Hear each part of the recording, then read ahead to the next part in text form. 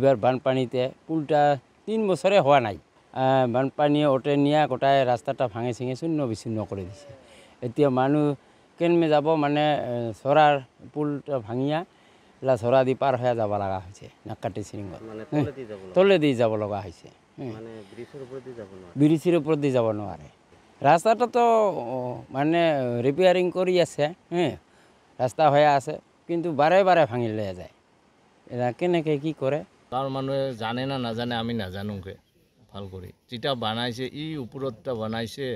আজি দুইফালে মাটি দিছে এই যিফালেদি ঝৰা মাটি দিব লাগে পাকা ফিল্ড পেলাব লাগে সেইফালেদি নাই এখন ভাঙিয়া বাগৰি পৰি ৰাস্তাতে লাগিয়া হেলন দিয়া আছে ওতে মানুহ উঠিলে যিকোনো অৱস্থাত মানে সংকটজনকভাৱে মৰিব পাৰে আৰু কি এইখনতে দুইফালে পাথৰ পেলাইছে বাঁহৰ গছ গাড়ছে কিবা কাৰণত যদি সেইখন মাজত যায় পুলখন বাগৰি পৰে সেই মানুহজন ওই মৰা চাৰাৰ উপায় নাই কুমাৰী যে চাপে পাৰ হ'ব সেইখিনি অসুবিধা নাই